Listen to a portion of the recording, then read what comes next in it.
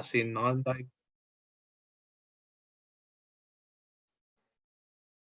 a non-diagnostic liver for metabolic and viral hepatitis. Our presenters this afternoon are Fibronostics Chief Scientific Officer, Dr. Mona Munteanu, our Chief Medical Officer, Dr. Ronald Quiambao. Turning over the stage is Dr. Ronald Quiambao. Thank you, Lloyd. Before we start, we want to make sure that everyone follows the house rules. Make sure that all your mics are muted so we don't have any background noise, and at the same time everyone can listen clearly. The second thing is if you have any questions, I'm sure you are familiar with the chat function here in Zoom. You can type in your questions in the chat box, and of course we will try to entertain all your questions as much as we can, as we have also limited time for this presentation. And lastly, we would like to thank you everyone for attending this occasion, and we really appreciate your presence here as we present Fibronostics and LIVERFASt. So I'll share my screen now.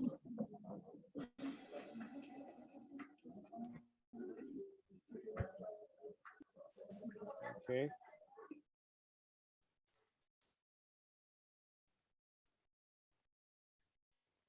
Okay. So good morning, good afternoon to everyone listening and joining this meeting. Fibronostics in commemoration with the World Hepatitis Day. HEP can't wait. Of course, we would like to make sure that we, as a company, able to help improve the diagnostic capabilities, and of course identify the disease as early as possible, so proper management and care will be done to these patients. And of course, with this, we would like to show you how Fibronostics will be shaping the future of non-invasive diagnosis using artificial intelligence. Okay. Since its inception in 2017, Fibronostics has delivered at least 5 liver tests with, of course, covering more than 100,000 patients using our test to diagnose their liver condition. And our aim, of course, is to curb metabolic conditions-led morbimortality. Worldwide clinical evidence that we were able to collect so far for NASH and viral hepatitis covers across different countries from the US and the European Union region, as well as Asia, where we have sectional prognostication studies, retrospective studies, and also sectional validation studies. Also covering areas in the COVID-19 where the liver is of concern with this group of patients who have experienced having this pandemic, as well as having comorbidities. So for the CPT, we were awarded, of course, by the American Medical Association 2 years ago, with our CE mark awarded by the European Commission also 2 years ago. And we have currently 3 technology patents filed. Ongoing is our regulatory FDA clearance and having a large-scale screening for NASH, wherein we are now targeting the general US population. So secondary care population with metabolic syndrome, as well as the areas in diabetes, and also special populations like in pediatrics. So internationally, globally, Fibronostics has already developed and partnered with key laboratories, and of course, having our tests in routine usage with different countries, as you see here in this slide. And of course, APAC being the leverage wherein we were able to start our commercial traction and spread our usage in the different countries, covering areas like the Middle East, as well as in Japan, Hong Kong, also in India, and now we are aggressively covering the United States, North America region. And with this, we were able to increase the number of usage as well as maintaining our partners 100% retention who are still using our test since the beginning when our test was introduced in the market. So looking back, since we are celebrating World Hepatitis Day, let's look at the history and milestones of this disease that currently we are still, of course, experiencing the impact of this in the healthcare and also to our patients, and also the development of this disease starting from viral hepatitis A to, of course, the different varieties of hepatitis, as well as the new type of hepatitis that is becoming a problem worldwide, which is called non-alcoholic fatty liver disease and non-alcoholic steatohepatitis. So in the third millennium, the first description of jaundice started in Sumeria, where, of course, it was documented and observed that there is yellowish discoloration of the skin in some patients that they have seen. So the first document was third millennium BC. And around 460 to 375 BC, the first clinical feature of hepatitis was described by Hippocrates and was documented. And however, it still took a little while before the epidemic effects of hepatitis was reported, this time in 146 BC to 711 AD, during the time of the Greeks and Romans. So the contagion, or how the epidemic has evolved, even reached to the point of the Middle Ages in 1400 to 1600, where, of course, during this time, Spanish conquistadors and even Portuguese and other European countries started discovering new worlds. And together with them, there is also introduction of disease and contagion and transmissibility of different types of disease to the different countries that they have discovered. And with this, the spread of virus such as hepatitis have increased. Can we have can you have your mic muted, please? Thank you. So until the 18th to 19th century, where the epidemic reports was also observed during the military campaigns, especially in the American Civil War and also in the Napoleonic Wars, it is at this time where much of the cases affected a lot of these wars that were taking place in the different countries, and affecting, of course, the number of their soldiers, wherein deaths were recorded because there were no treatments at that time. In fact, the best treatment during the 1400 to 1600 was taking honey and mix it with water. But other than that, there was no antivirals at that time. So only that they found out that drinking contaminated water, or even eating foods that were prepared unhygienically. So these were the cause of spread of the disease. And with this affected, of course, killing numerous soldiers at the time. And until the 19th century, it was only then, that the direct observation of the liver was done, where in 1883, the first liver aspirate was performed. But it still took several decades before the first report of percutaneous liver biopsy was also performed. So if you go back into this era, at this time, those hepatitis report or jaundice either were observed in patients who have skin discoloration, or they are already dead. And of course, gross anatomy was the main reason why they were able to observe that there was yellowish discoloration in the organ. So the early 1800s also had a significant finding where they were able to identify fatty liver and was able to describe. By the way, in this era, they were able to identify it in a group of pediatric cases who were overweight at that time. And later in the 20th century, of course, viral hepatitis types and development of vaccines and treatment came. And of course, the virus still devastated a lot of effects in its transmissibility, wherein it was documented in World War II, 16 million deaths from hepatitis was documented. And at this time, the diabetes was also linked with fatty liver and was identified also together with non-alcoholic fatty liver disease. And in 1986 was proposed that we use the term NAFLD, and NASH in 1980. So with this was the diagnosing tools, history of diagnosing tools evolved as well during the time of evolution of the disease, hepatitis. Of course, that was recorded also in the Babylonians and Greeks, and the Romans were in 1900 to 1600 BC.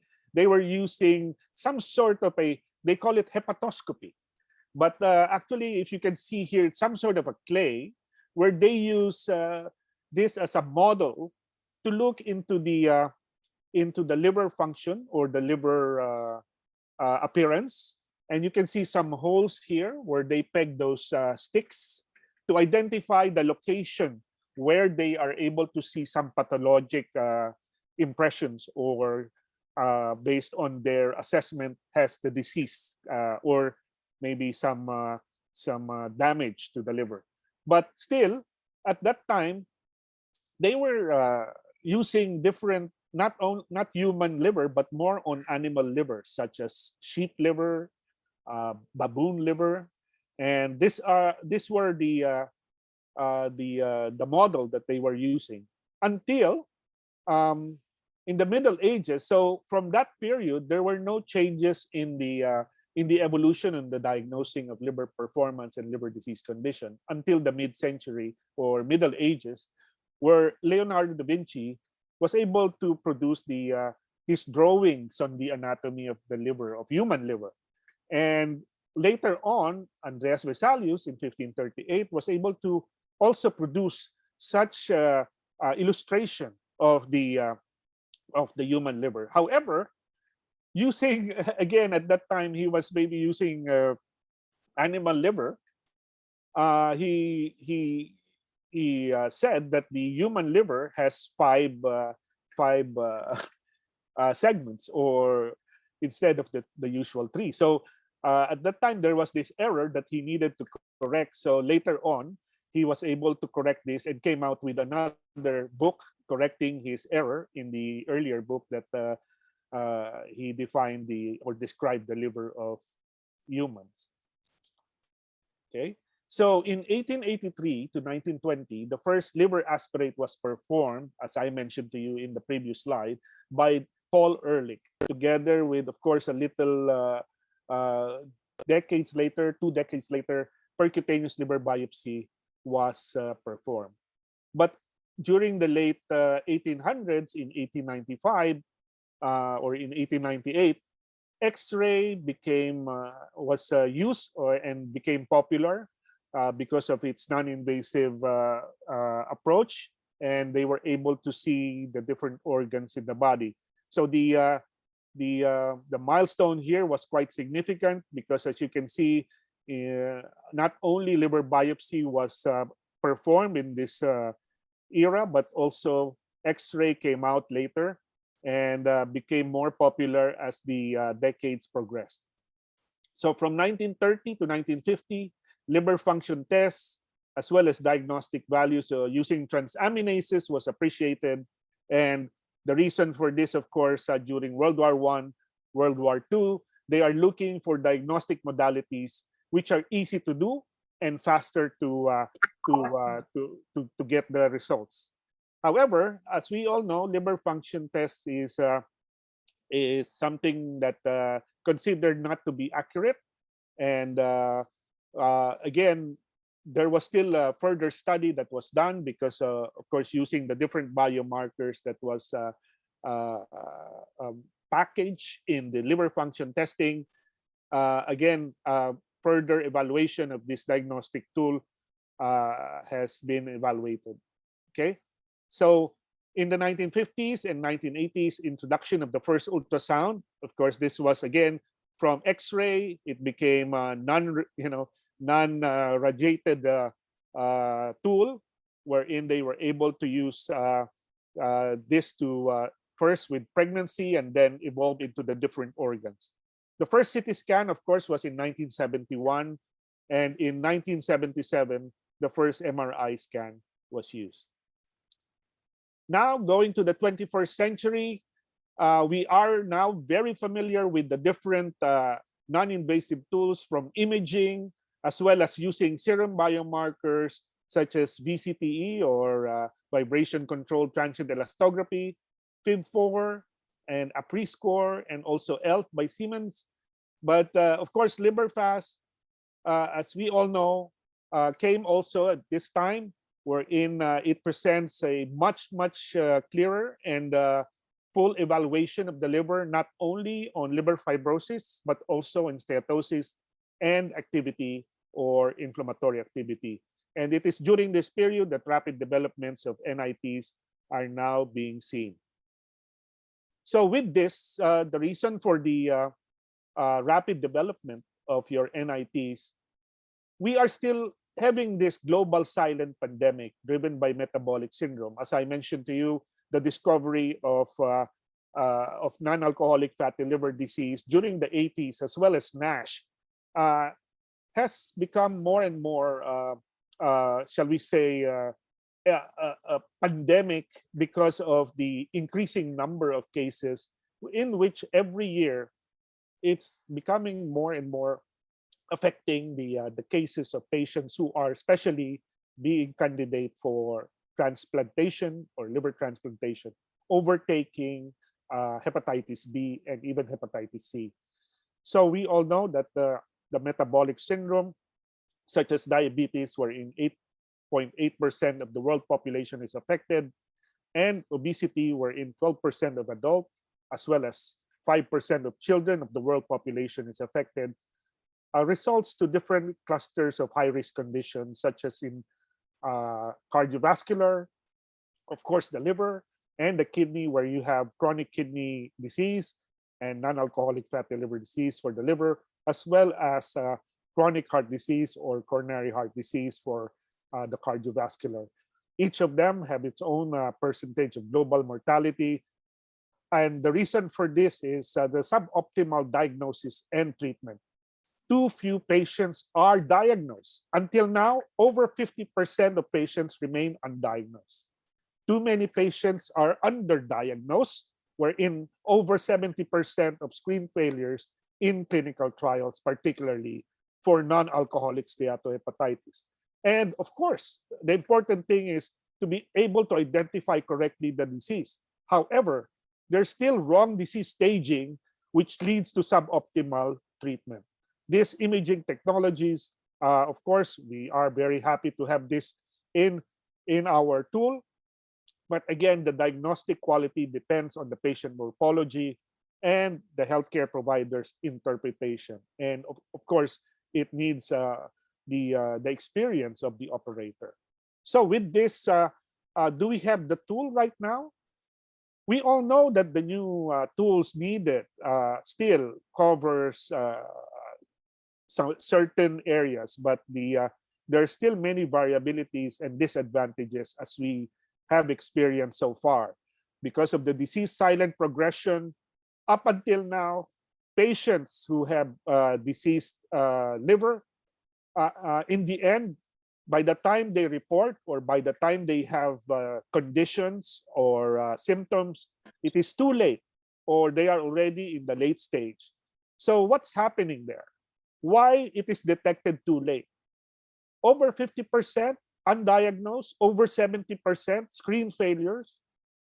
We even have a biopsy gold standard, but again, We all know that biopsy right now is becoming less and less popular, and because of its invasiveness, mortality rates, high cost, complications like bleeding in the biopsy uh, area, and also the limitations of imaging technologies.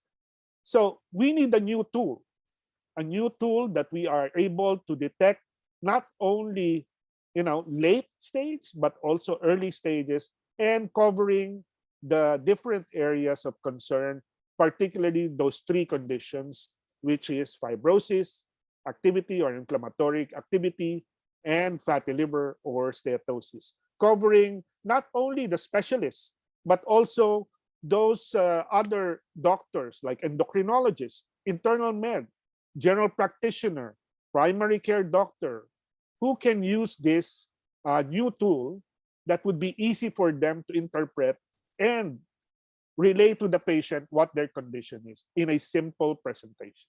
So I would like to turn this over to our Chief Scientific Officer, Mona Munteanu. Mona?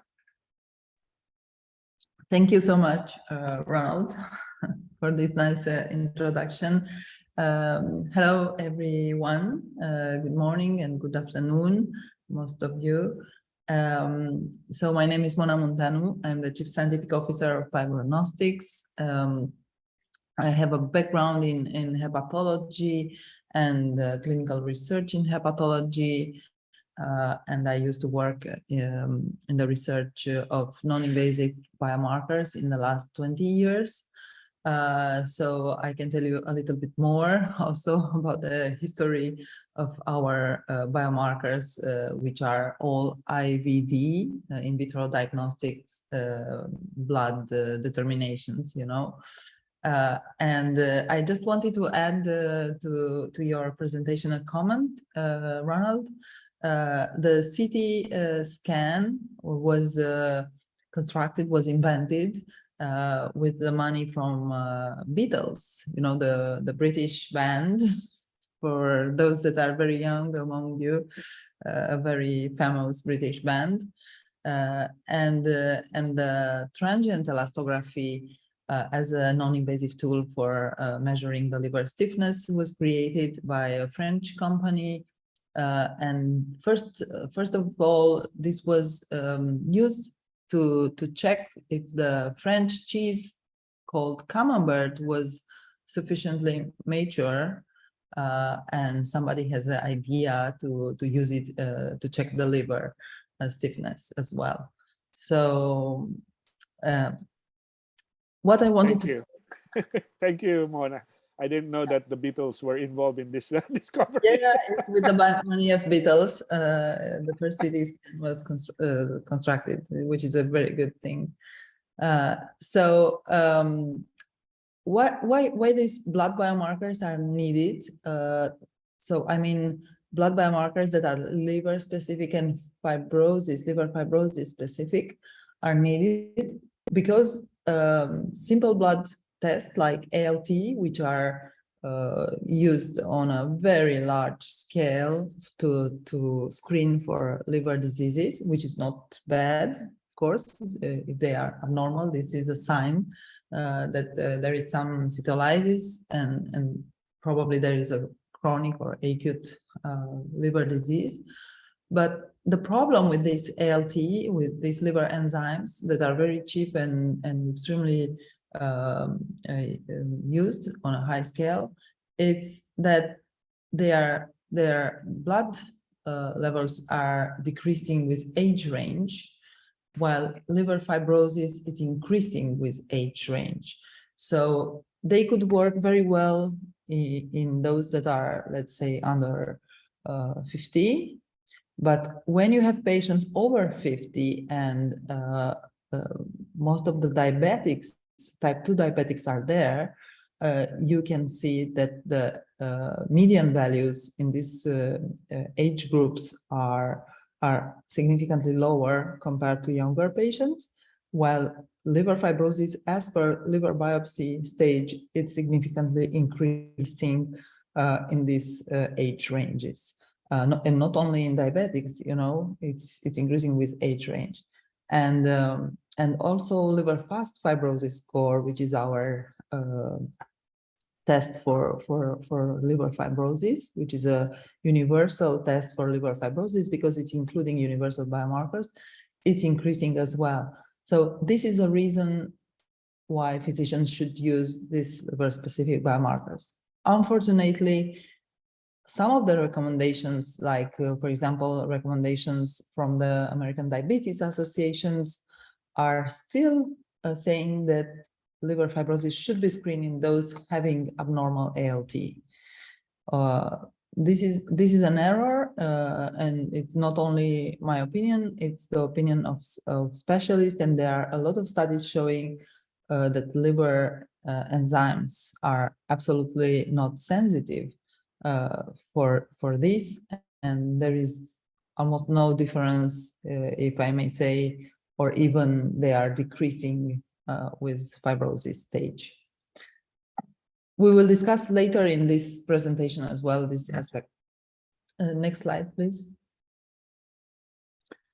So our company, it's using very simple blood biomarkers that are ubiquitous in the sense that they could be done in any laboratory, hospital or private lab, with other blood determinations that the patient has to have. And we combine these biomarkers with age, with gender, with weight and height to calculate the BMI, using neural networks, artificial intelligence. And we generate 3 scores, for example, for LIVERFAST, which is our most complete diagnostic test. We generate 3 scores, and this is providing a precision diagnosis, and this is very important because it improves control of chronic conditions and helps monitoring as well. We have also in our portfolio some basic screening tests, which are not providing scores, are just binary results like LIVERFAST Select, and they are identifying specific conditions like NAFLD, for example, and this could be used as an early screenings in the pathway of detection of NAFLD. But today we will talk only about LIVERFAST. Some of the key opinion leaders are already using our technology, like Dr. Stephen Harrison, that acknowledged that NASH accounts a very high number of NAFLD patients, like 1 in 4, and can be very challenging to diagnose. And LIVERFAST uniquely give us an opportunity to identify these patients and direct them to appropriate care, and may help prevent progression of their disease because we can monitor. Next slide, please. So what LIVERFAST is, it's a non-invasive panel that is combining 10 biomarkers, blood biomarkers. Not all of them are used for the fibrosis score. As you can see, for the fibrosis score, there are only 5 blood biomarkers along with age and gender, which are as well predictors of liver fibrosis. When the patient is older and males, they will have more fibrosis than younger and female patient. These biomarkers for fibrosis were included, first of all, because very early studies, something like a little bit more than 20 years ago, were done, and some researchers discovered that alpha globulin are constant in patients. The level of alpha globulin is constant in patients, while some of these alpha globulin, like haptoglobin, are decreasing. So they thought that maybe there is another one that is increasing with fibrosis, while the total level is constant, and this is how alpha-2 macroglobulin was discovered. Some of these biomarkers are early markers like GGT, which is not specific to fibrosis, but it's extremely sensitive. And some of them are late markers like bilirubin, which is, of course, specific to late stages, which is a pigment, you know very well, and apolipoprotein A1, which is a transporter of the good cholesterol. HDL cholesterol is also an excellent marker for liver fibrosis. And the serum level is decreasing with fibrosis because the transcription of this protein is repressed during fibrogenesis. As you can see in our fibrosis biomarker, we have not included the ALT and the AST. And this is why the test is protected from fluctuations with necroinflammatory activity, but also for the risk of false negative, as we already saw in the previous slides. And this is an advantage compared to other standards of care that are integrating ALT or AST or both in their formulation, like FIB4 or APRI. And in the biomarkers for steatosis, we need cholesterol, of course, the lipid panel with triglycerides and total cholesterol, fasting glucose. So this is a reminder as well that the patients should be fasting to take this test overnight. Not for the fasting glucose, because fasting glucose needs 3 hours, but for the lipid panel, patients need to be fast because a lipid serum, it's required, it's mandatory for high standards blood determinations. Weight and height as well are included in the steatosis algorithm. So the result is on the right side of this slide, and you can see LIVERFAST provides 3 scores from 0 to 1. Higher the score, higher will be, the most severe will be the liver lesion for fibrosis, for steatosis, and for activity. And with each score, there is a conversion in a semi-quantitative stage for fibrosis here, as the liver biopsy is providing, and also a semi-quantitative conversion for the grading of steatosis and activity. And also the interpretation of the result is provided along with the biomarkers values. And each time you have an extreme value, this is already displayed, a warning displays that this value is very rare in a patient, it's an extreme value, and this could be cause leading to false positive or false negative results. And I will explain you what are the main precautions of use in these patients. Next slide. So LIVERFAST is suitable for all use cases, of course, for staging a chronic liver disease, not an acute liver disease, a chronic liver disease. And this is very important for almost all the 4 most frequent chronic liver disease, like viral hepatitis, B and C, NAFLD, and alcoholic liver disease. For prognostication, LIVERFAST was validated for the prognostication for the hard outcomes, and I will show you the results. For monitoring patients to show with high granularity, regression or progression of these features, liver features, and of course we are very interested in fibrosis, and this is important because this you can show regression, for example, of less than 1 stage, and this is an advantage compared to liver biopsy. And also for screening, and we have 2 big initiatives ongoing in United States for mass screening in general populations and in a secondary care medical center. Next slide. So LIVERFAST combines simplicity with clinical strengths, and of course we cannot show you our all the clinical studies, so I selected some results, and significantly outperforms FIB4 in several studies, ELF, and other patented biomarkers, and it's equivalent to FibroScan for fibrosis and steatosis detection. Of course, we being a blood test, we don't have the limitations related to elastography. So this is an advantage also, and probably an advantage in obese patients. We have consistent high NAFLD diagnostic value, diagnostic performance area under the ROC curve. For screening, 0.82. For screening NASH with minimal fibrosis, at least F1, or for cirrhosis. For screening steatosis as well, 0.75. And for screening NAFL, steatosis using as gold standard, not the liver biopsy, but the proton PDFF magnetic resonance, sorry.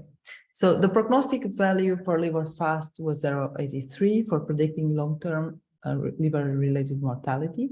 So we estimate that this is sufficiently robust and easy to use and to interpret to be adopted in the clinical practice. Next slide, please. So we know that LIVERFAST has the advantage to be the only test specific to 3 lesions of the liver and able to discriminate fibrosis from the other 2, from steatosis and from activity, inflammatory activity, or necroinflammatory activity, or activity related to steatohepatitis in NASH without bias. Because the problem with most of the biomarkers and those based on imaging and like transient elastography, like vibration controlled transient elastography, like FibroScan. And the problem with those blood biomarkers that are based on liver enzymes is that they are not, they are biased by the presence of activity and cytolysis.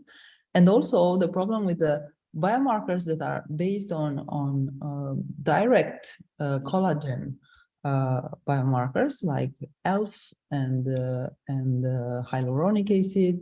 These biomarkers are not only expensive, but they are biased by the presence of steatosis because they are correlated, highly correlated as well with steatosis. So we have these advantages, and I think this position us very well, even compared to transient elastography, because we outperform transient elastography for early fibrosis staging, and we have a superior diagnostic value to FIB4 in type 2 diabetes, and also an advantage in very obese patients, and probably certainly in morbidly obese patients. Next slide. Next slide. So we have a solid and consistent clinical performance with over 20 clinical studies across chronic liver diseases. And I will show you some of these studies in the next slide, please. Next slide. So this is our a very important study. I will start with the clinical evidence in NAFLD that was performed in France in a prospective population, prospectively collected population with NAFLD and liver biopsy and concomitant transient elastography measurement, and other biomarkers were measured along with LIVERFAST. And as you can see, the diagnostic value is very good here in black, but when you look inside the group of patients having lesser than 6 months time lapse between liver biopsy and LIVERFAST, and a high quality liver biopsy, like higher than 20 millimeters, the diagnostic, we observed that the diagnostic accuracy improved for intermediary stages here compared to the initial, the global performance. And this is normal because the liver biopsy, we know very well, itself has a U-shape performance, better to the extremes and less accurate in the middle compared to the whole liver. But in any case, this is enough to detect NASH cirrhotic, which is very good, and also NASH with minimal fibrosis. Next slide. In this study, when we look separately to patients that are not diabetic and to patients that are diabetic, and you can see that more than half of the patients were diabetic. We see that this is a typical tertiary center cohort where there is a lot of addressability of diabetic patients. You can see that in patients without diabetes, LIVERFAST and transient elastography has similar performances, and FIB4 as well perform quite good. While in patients with type 2 diabetes, only LIVERFAST and transient elastography perform significantly higher than FIB4. And you can see FIB4 has this drawback in patients with diabetes, and this is probably because it includes liver enzymes, and we saw already in previous slides that patients with diabetes have very, very often normal liver enzyme and advanced liver fibrosis related to NAFLD and to NASH. Next slide. And this is very interesting because LIVERFAST tests correlates with the severity of fibrosis and cirrhosis. On the right side of the slide, you can see when we group patients to clinical groups, we can see that LIVERFAST, it's very good to detect those patients having advanced fibrosis among those having metabolic syndrome and diabetes. But also at the right side, one of the advantages of LIVERFAST here in green is that in those patients without NAFLD or just with simple steatosis without fibrosis, there is no false positive result. And also on the left side of the slide, you can see that LIVERFAST correlates, LIVERFAST steatosis score correlates with the number of metabolic factors, and higher the number of metabolic factors, higher will be the LIVERFAST steatosis score. So it's really a very interesting test to screen this condition. Next slide. And the other advantage of LIVERFAST in these populations with NAFLD is that not only it provides a spectrum from early stage to late stage of fibrosis, but also inside a stage like cirrhosis, which is a range for LIVERFAST, it's a range from 0.75 to 1. You can see it provides several subgroups with significantly different survivals. And when you see the correlation with the signs and symptoms of portal hypertension, like esophageal varices, you can see that patients having esophageal varices, they will have significantly higher score than patients without esophageal varices. And also there is a correlation with the MELD score and the correlation with the spleen size, which is also a sign of portal hypertension. So these scores are highly correlated with the complications. Next slide. The other advantage, and this is a study that was done in an Asian population and in Thailand, this demonstrated that LIVERFAST has a similar diagnostic value for advanced fibrosis with transient elastography and FIB4, but outperform FIB4, both FIB4 and ELF in patients with miscellaneous chronic liver disease, including patients with NAFLD, but also viral hepatitis, for advanced fibrosis and for bridging fibrosis. And this is very interesting because in this study also, the authors applied LIVERFAST steatosis score, and the diagnostic values were very high for minimal mild steatosis, moderate or severe steatosis. And this is interesting because they have also a control group with viral hepatitis without steatosis. Next slide.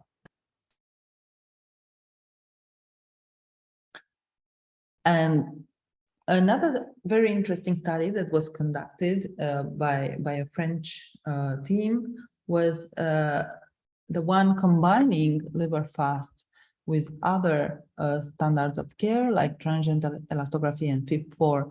And next, please.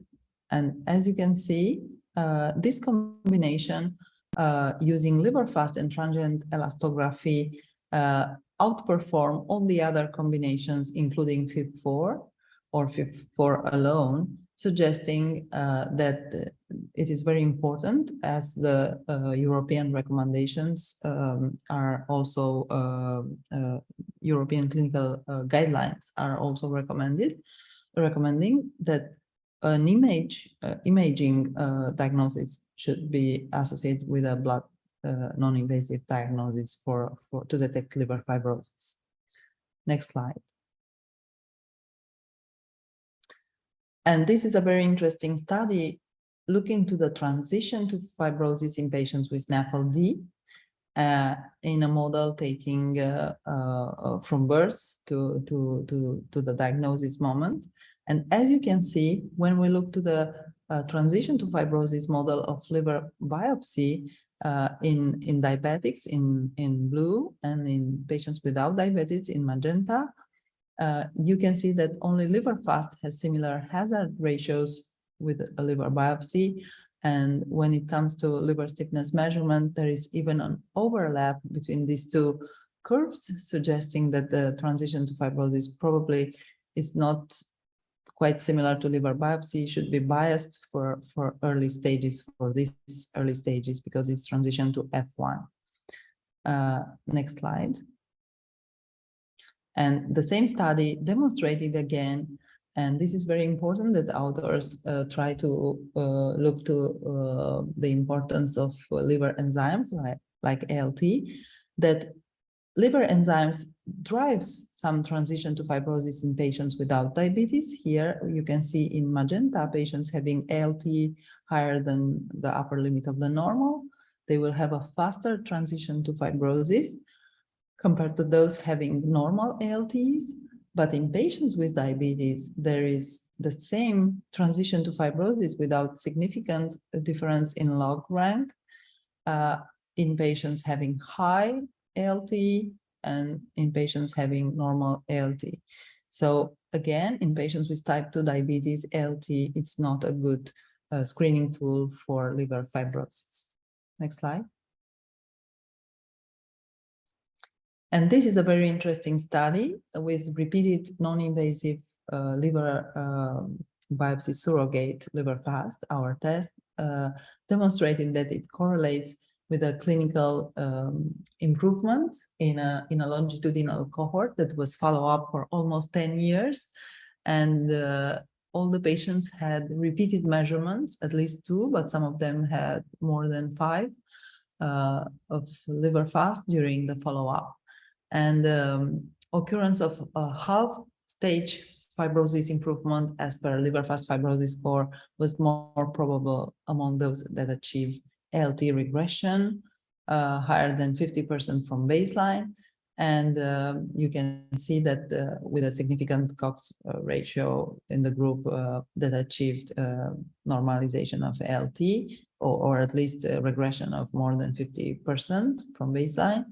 And also the results from BMI were at the limit of the significance, because very few patients in this cohort with NAFLD and without bariatric surgery improved BMI. But probably in a larger cohort, the results should be significant for BMI for those patients that lose more than 10% of the body mass index. Next slide. So this is a very nice study that was published in January this year, showing that LIVERFAST is a prognostic enrichment biomarker. Next slide. And I will show you very rapidly. The cohort was a cohort defined with a European definition of NAFLD, which is MAFLD, 1,253 patients. And in a time-dependent multivariable analysis, LIVERFAST fibrosis score was significantly associated with the occurrence of any complications and any liver-related outcomes and with all-cause and liver-related mortality. And as you can see in this cohort, these are the liver-related events that were collected, and also non-liver-related events like oncological events, cardiovascular related, and unknown as well. But in the liver-related events, you can see that this is a typically tertiary center cohort with 14% morbidity of hepatocellular carcinoma and 8% mortality. Next slide. And for the first time, it was demonstrated that liver-related long-term mortality and morbidity was impacted in patients with higher stages of LIVERFAST. So you can see that higher the stage, lower will be the survival of patients without, here we present the mortality without death or liver transplantation. So LIVERFAST fibrosis test, moreover, LIVERFAST fibrosis test independently predicted liver-related mortality, including HCC and morbidity, with a higher risk of liver-related mortality or morbidity per additional point. And this is very important because, again, it signifies that compared to transient elastography, which was the other test that was used in this study, and with FIB4, LIVERFAST could provide, it's more informative, could provide more information for each additional point progression of fibrosis. Next slide, please. And it's very interesting because the authors looks not only to the prognostication value performance using the Herald-C index, but also to the clinical model integrating LIVERFAST and the other non-invasive tests like liver stiffness measurement with FibroScan and FIB4. And for the clinical model of LIVERFAST, both LIVERFAST alone or the clinical model integrating, age, sex, BMI, alcohol consumption, tobacco consumption, and the non-invasive test, here LIVERFAST, were highly predictive of mortality and morbidity. Next slide. So what is the referral pathway for metabolic syndrome patients when screening for NAFLD with LIVERFAST? What we recommend is patients having the risk for NAFLD, which are type 2 diabetes, obese patients, patients with metabolic syndrome features, and never forget those having incidental discovery of fatty liver at ultrasound or elevation of ALT and AST without other genetic or viral cause or autoimmune cause. Those having family history of coronary heart disease, again, they are at risk of NAFLD, and some recommendation guidelines are recommending the screening for NAFLD in these populations. And don't forget as well obstructive sleep apnea patients and women with polycystic ovary syndrome, because these conditions are as well related to NAFLD and to metabolic syndrome. So we recommend to apply LIVERFAST to these populations, and if the liver is normal or there is only simple steatosis without fibrosis or with minimal fibrosis, probably the patient don't need to be referred to a liver specialist, and they need only intensive lifestyle change and management of the cardiovascular risk, and also to monitor for progression to F1. And I can tell you that this is the slower chronic liver disease progressing in terms of fibrosis, with the exception of some subgroups that could progress very rapidly that are not immune competent. In patients having moderate fibrosis, this should be referred as well as the patients with severe fibrosis and cirrhosis to confirm fibrosis. Most of the liver specialists are confirming with an imaging method like transient elastography.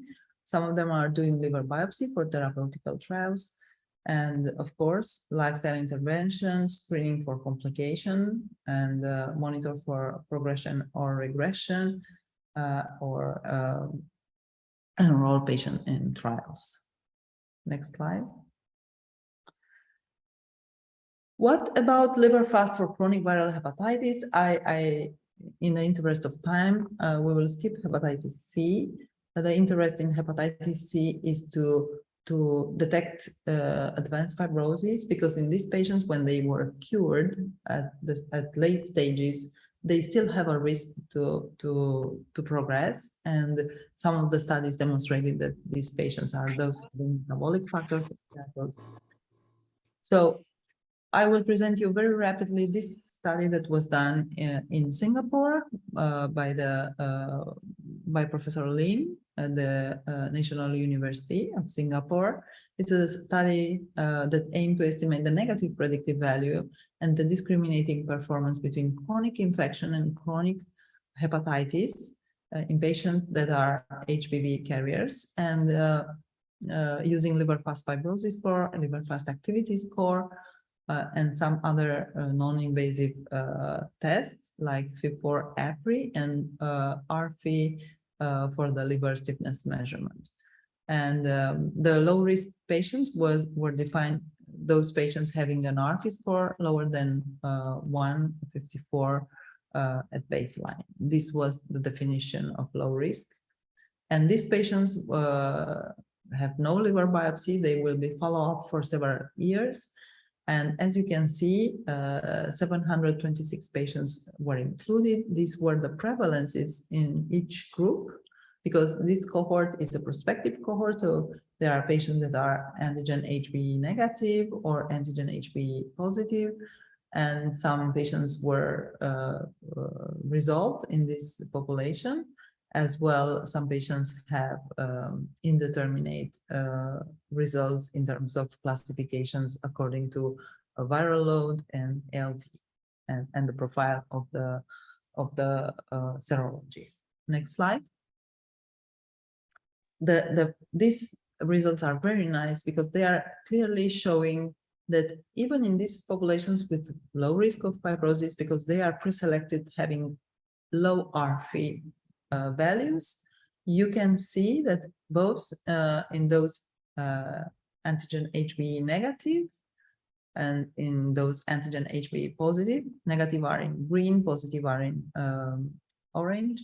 You can see that LIVERFAST fibrosis score significantly discriminates between these two categories, and patients between chronic infection here and chronic hepatitis.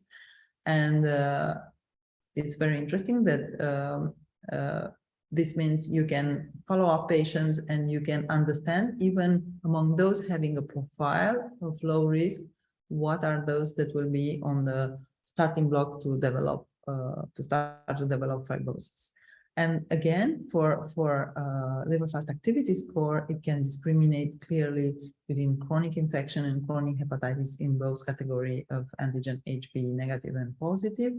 And very interesting, those that are resolved cases, the score was extremely low, as expected. There is no more activity. This was not the case for RFI in this patient. So RFI has not this sensitivity, and not the case for FIB4 in this category of patients. So I think this is, next slide, this is a very important tool. Next slide, please. Very important tool to demonstrate, to screen patients with HBV and to follow up patients with HBV to discriminate between different phases of liver disease, and to be used for initial monitoring of infected patients and to detect the transition to chronic hepatitis, and LIVERFAST could be used for these purposes. Next slide. So it is very simple, a simple process to have the LIVERFAST done. The physician prescribes. The patient should be fasting overnight, generally, where recommended. And so This could be done on one blood sample, but it depends on the analytical system of the laboratories. Sometimes there are two samples that are drawn.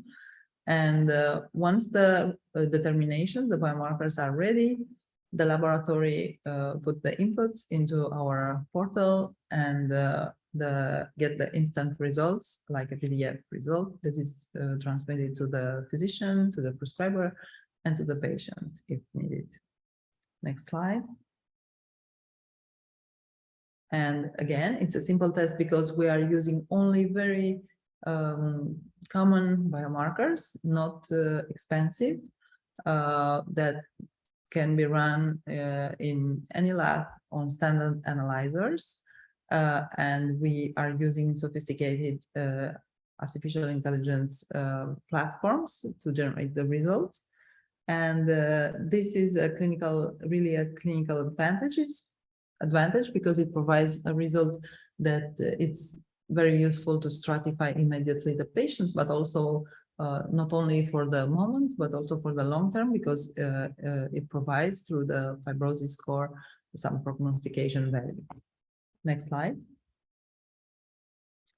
And you have to be aware that there are some precautions of use for LIVERFAST. So first of all, the laboratories have to, and the patients have to accept the technical specifications of fibronostics. Patients should be fasting and laboratory should use the methodology that we recommend. And also the LIVERFAST result, it provides security algorithms to identify false positive and negative results. These could be related to hemolysis, patients with thalassemia, for example, or patients having hemolysis due to mechanical valvular protesis. They could have hemolysis and haptoglobin could drop and mimic false positive results for fibrosis. Also, acute inflammatory syndrome, like patients having a diabetic foot, should be avoided, or having urinary tract infection, because this could generate false negative results. Again, you have to keep in mind that all standards of care, liver diagnosis, including liver biopsy, have risk of false positive and negative, and they should be taken into account when you interpret the results. The most common for LIVERFAST are those that I cited, and generally LIVERFAST is interpreted along with other standards of care. Most frequently, patients have transient elastography as well, and you have to keep in mind that around 80% of patients have concordant results, and this means there is no difference more than 2 stages. This is a definition of concordance, and some of them, like 1 in 5, could have discordant results. And in this case, you need to mitigate according to other clinical factors or other non-invasive tests. Next slide.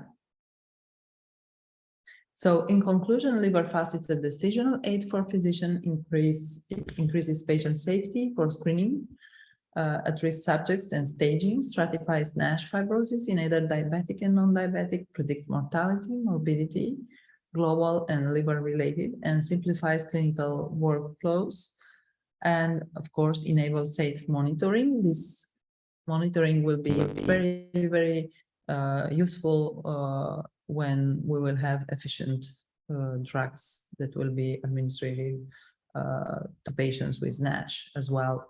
Now we have efficient therapies only for hepatitis C and B. Thank you very much for your attention. And you can reach out, my colleague and me and myself, to this email if you have any questions. But if you have any questions and if you still have time, I'm happy, we are happy to take your questions. Thank you very much. Thank you, Mona. Thank you so much, Dr. Mona Munteanu, Thank you. for the very informative lecture. So we are now open for questions and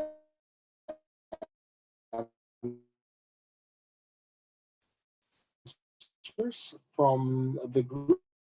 With our attendees, you may ask your questions.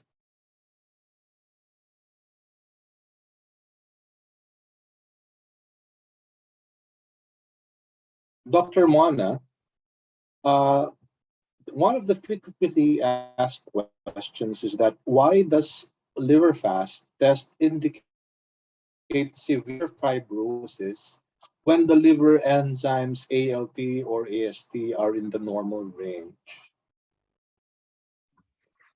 Yes, thank you. This is a very frequent question. So why not only liver enzymes, you can have a test that it's why liver enzymes are normal and you have fibrosis, we already demonstrated, because liver enzymes could be normal in patients having severe fibrosis and like patients with diabetes, but not only. Whenever you have cirrhosis, your stock of cells is lower, so you can have normal liver enzymes. But all the biomarkers, the 10 biomarkers, could be normal in the normal range of the laboratory and however indicate cirrhosis. This is possible because the artificial intelligence algorithms are looking how the biomarkers are increased or decreased compared to each other. So not compared to the normal range of the laboratory. So they have nothing to do with the normal range of the laboratory, and they are checking how these are decreased or increased compared to each other. And this is why some patients could have all the biomarkers in the normal range and still have a score of cirrhosis. Thank you for that, Dr. Mona. Another question is that the doctor's patient has a very high BMI.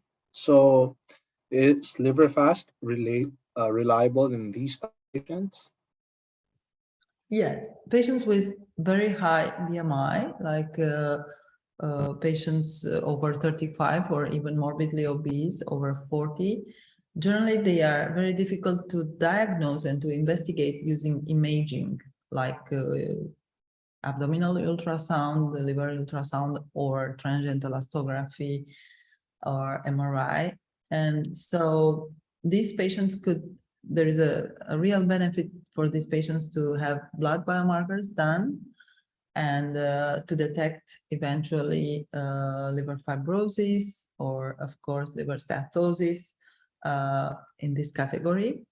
And these markers are reliable. There are several studies, including patients with very high BMI. These were the studies, the prospective study with the almost 600 patients with NAFLD and biopsy. There was a cohort with a BMI higher than 35, and the accuracy of LiverFast was similar to those patients having normal BMI. And also the prospective cohort with 1,253 that included patients with very high BMI. We are actually conducting a trial in the United States, a prospective trial. And of course, there we will have patients with very high BMI as well. But please remember that in Asia, patients with NAFLD could have lower BMIs than those usually defined in United States clinical practice guidelines, because the BMI, the Asian BMI, is lower than the European one or the United States one. So, and of course, in these patients, it is reliable, LiverFast, it's reliable. Thank you. And we have a question from Professor Watana in Srinagar in Thailand. Which factors make false negative for LiverFast? Yes, thank you, Professor Watana, first of all, for your contribution to collect clinical evidence on LiverFast, because the beautiful study, a prospective study with the miscellaneous cohort, is coming from this center, from your center. So the false negative, it's important to know and to be aware. It is related to acute inflammatory syndrome, because one of the proteins that is included in LiverFast, that is called haptoglobin, it's an acute phase protein, like the C-reactive protein. So if you have a patient having urinary tract infection or a diabetic patient, for example, with an infected diabetic foot, you should postpone the LIVERFAST to a moment where the infection is already resolved and to the LIVERFAST later. Because having this protein called haptoglobin that could be increased by this condition, this could mask liver fibrosis during this condition, during the infection. So it is very important to know that these categories and to think about it. If you have a patient with a dental abscess as well, with fever, you should avoid to take a LIVERFAST. So this is the most common condition. But of course, there could be some other factors like for example, using a laboratory that it's not respecting our analytical specifications. One of the specifications, but of course, this is not about liver fibrosis. It's a laboratory that is not using the method, the good method for the ALT determination, because you have to know that the best method to determine all the enzymatic activity, it's using vitamin B6, because the active site of liver enzymes, ALT and AST, are using vitamin B6 activated, the pyridoxal phosphate. So the methods that are used in the lab that could be without this additional vitamin B6 generally generate lower liver enzymes levels for the patients, like 20 to 25%. And this could have an impact on the steatosis score for LIVERFAST or on the activity score. Fortunately, ALT and AST are not included in the fibrosis score. But you have to keep in mind, if generally the laboratories that are agreed to have these biomarkers done are engaging to respect our specification chart and are using the methods that we recommend. But you have to keep in mind that this could occur, however, and yeah, this could generate false negative results. Thank you so much, Dr. Mona. And with that, thank you for addressing all the questions and enlightening us with these information. So with that, let us have Dr.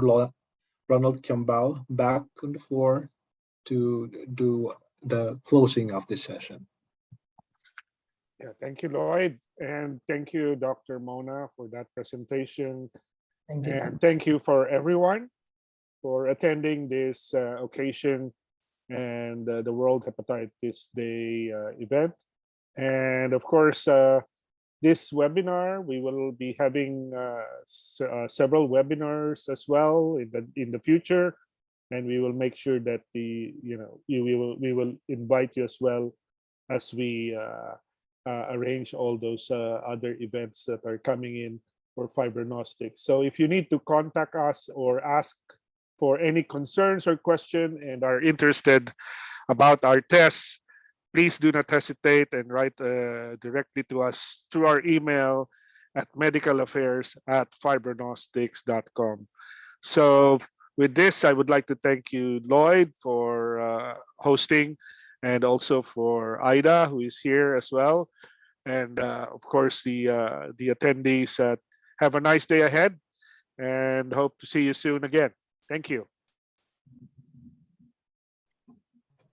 Thank you, everyone.